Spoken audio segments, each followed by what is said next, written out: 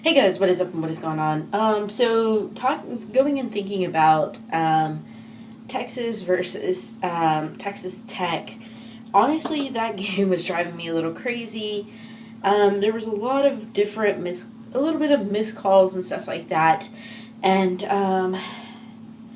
honestly, Texas played. I would say pretty well. For the most part, I know that there was a lot of different miscues and a lot of questions of why on certain calls and why on certain reasons that personnel weren't on the field and everything like that. Like for instance, going and looking at Deontay Foreman and towards like the end in the fourth quarter. When Texas got the ball back and they just kind of kept going like three and out towards the end where they were trying to make sure they kept that 8-point lead. For me, I didn't understand why Swoops was in there at that point because I don't know, I would have considered using the guy who was leading rushing during that game. And like that's the point like where I didn't understand that why he wasn't in there for those critical plays and everything. The only thing, like honestly, and I was reading through a whole bunch of different comments, was probably that he ended up getting hurt because I know on a few plays like he was really going at it, and like I know on that one play where as he was crossing the goal line, like it looked like he crossed it as what do you call it, as I can't remember, number 25, which was Coleman from Texas Tech, pulled it out, but I don't know, from so many different angles it looks so many different ways, but I know that they ended up missing a call at that point from Texas Tech about the fact that he actually did step out on the 1 to 2 yard line on the other side of the field. I noticed that they didn't go and they didn't look at that part. They just went ahead and gave him the touchdown.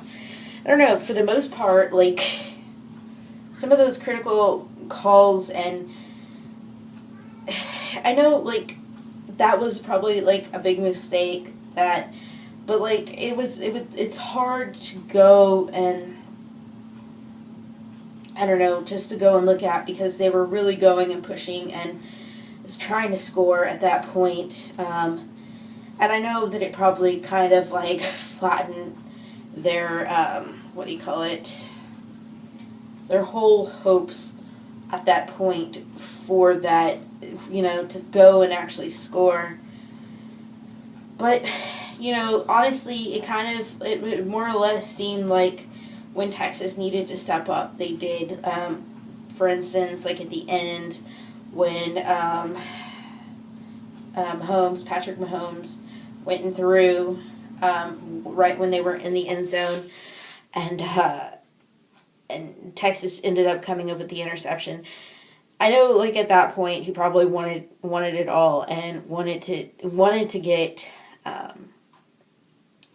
what do you call it? Just wanted to win the game right there and then.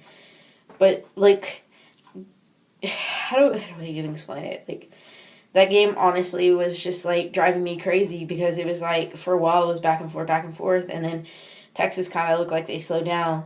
But like during the whole game, I kept telling my dad, I was like, he's eventually gonna throw an interception. Like he's just kind of letting it go, and like Texas is eventually gonna come up with it, and he did at that point, which honestly I was very excited to see because